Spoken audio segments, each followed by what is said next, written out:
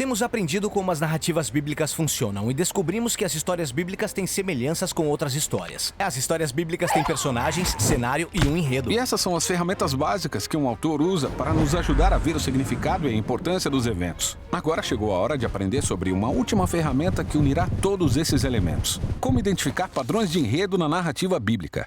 O que você quer dizer com padrões de enredo? Bom, os autores bíblicos juntaram todos esses elementos, personagem, cenário e enredo, para criar uma série de padrões repetitivos que entrelaçam as histórias e as ligam umas às outras. Quando notamos esses padrões, vemos como ao longo de toda a Bíblia diversas histórias foram coordenadas para enfatizar alguns temas-chave.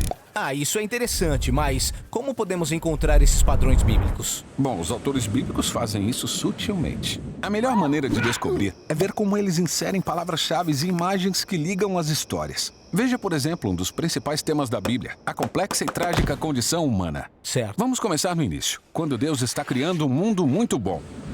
Certo, o texto diz 7 vezes, Deus viu que era bom. Então é claro que essas palavras são importantes. Agora veja, Deus escolhe 2 personagens chamados de ser humano e vida para governarem este mundo em nome dele. E diz que tudo é bom para eles comerem. Com exceção do fruto da árvore do conhecimento do bem e do mal. Então, os humanos duvidam de Deus. E em Gênesis está escrito que eles veem que é bom ter esse conhecimento. Depois lemos que eles desejam se tornar sábios. E finalmente, eles pegam aquilo que desejam.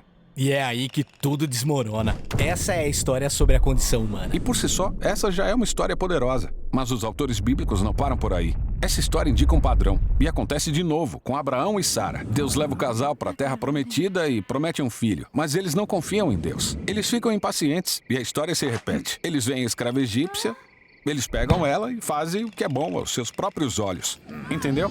É, as histórias são parecidas. Então chegamos a Arão no Monte Sinai e lemos que ele vê e depois pega o ouro dos israelitas para fazer o bezerro de ouro. Ou então a história de Acã, que vê o ouro dos cananeus. Ele deseja o ouro e pega para si. Esse padrão nos mostra como a tentação de uma pessoa pode criar sofrimento para muitas outras. Exatamente. É como a história de Saul, onde lemos que os israelitas o veem, desejam seu reinado e o pegam para ser seu rei, para poderem ser como todas as outras nações. E o reinado de Saul leva à destruição dos israelitas. Temos também a história de Davi. Ele vê e deseja Batseba, pega ela para si e depois mata o seu marido. E então a família de Davi começa a se destruir. Você vê que é um único tema repetido várias vezes. Todas essas histórias mostram o padrão da tentação. O que é muito deprimente. Mas a repetição cria uma expectativa. Talvez alguém virá para quebrar o padrão. É por isso que as histórias de Jesus foram projetadas para levar os padrões até seu clímax. Sério? Sim, por exemplo, o que Jesus diz quando está perante sua maior tentação? Evitar a sua morte na cruz. Ah, não seja feito o que eu quero, mas o que tu queres. Então o padrão muda.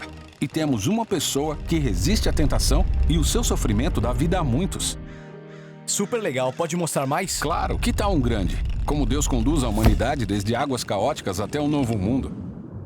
Começa na página 1, quando Deus separa essas águas escuras e caóticas. É, a terra seca surge como um lar para que os humanos floresçam. O padrão aparece novamente com as águas caóticas do dilúvio. Deus salva o seu remanescente, Noé e sua família, através das águas, para que eles possam pisar em terra seca e se tornar a humanidade versão 2.0. Essa narrativa básica lembra alguma coisa?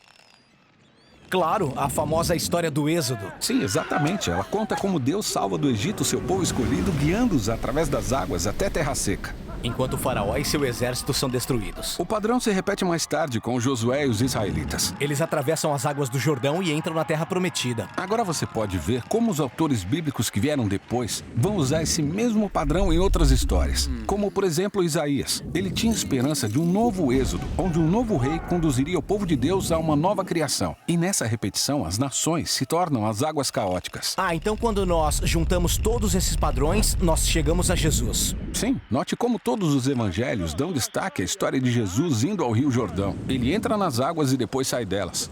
Seu batismo. E é nesse momento que Deus anuncia que Jesus é seu filho que salvará o mundo do caos da nossa maldade e violência, passando pela morte e saindo vivo. E é por isso que o batismo se tornou tão importante para os seguidores de Jesus. Ele está se referindo à participação nesse padrão antigo, passar pelas águas da morte e seguir Jesus até a nova criação. Parece que esses padrões de enredo são realmente importantes. Sim, na verdade, eles são a maneira principal pela qual os autores bíblicos unificaram todas essas histórias. E todo padrão desenvolve um tema central ao longo de toda a história bíblica, que leva a Jesus. Ótimo! Isso é narrativa bíblica, que constitui mais de 40% da Bíblia. Outros 30% são feitos de poesia antiga. E nos próximos vídeos, vamos explorar como ler essa poesia antiga.